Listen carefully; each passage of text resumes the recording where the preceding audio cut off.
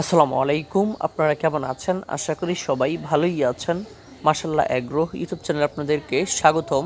তো আজকের ভিডিওতে আপনারা দেখতে পাচ্ছেন আমাদের মাশাআল্লাহ এগ্রো ফার্মের মধ্যে মাছের কি উপদ্রব বেড়ে গেছে।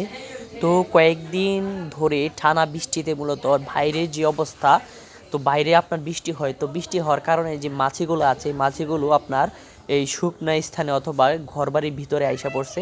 তো আপনারা দেখতে পাচ্ছেন আমাদের মাশাআল্লাহ এগ্রো ফার্মের মধ্যে মাছির অনেক উপদ্রব বেড়েছে, যার কারণে আমাদের মাশাআল্লাহ এগ্রো ফার্মের যে গাভীগুলো আছে এই গাভীগুলোর দুধ আপনার কমে গেছে। আপনাদেরকে গত ভিডিওতে আমি দেখিয়েছি, কিন্তু দেখেন আমরা আজকে কি করলাম।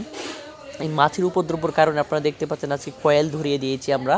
তো সম্ভবত অনেকেই বলতে পারেন যে যে কয়েল ধরায় রাত্রিবেলা মশার কামড় থেকে বাঁচার জন্য, কিন্তু আমরা কয়েল জ্বালিয়েছি মাছির কামড় থেকে আমাদের গাভীগুলোকে বাঁচার জন্য মূলত।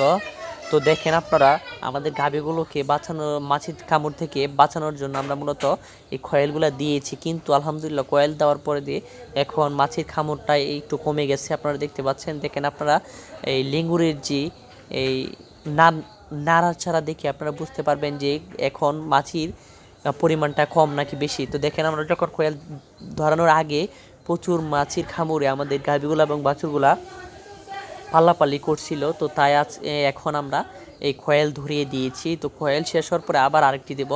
তো মাছির কামড়ের জন্য মূলত আমাদের গাভীগুলোর দুধ কমে গেছে।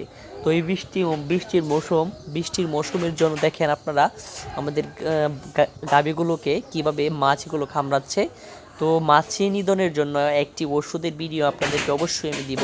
আপনারা অবশ্যই আমাদের এই মাশাআল্লাহ এগ্রো ইউটিউব চ্যানেলটি ফলো করবেন এবং লাইক শেয়ার সাবস্ক্রাইব করবেন ইনশাআল্লাহ।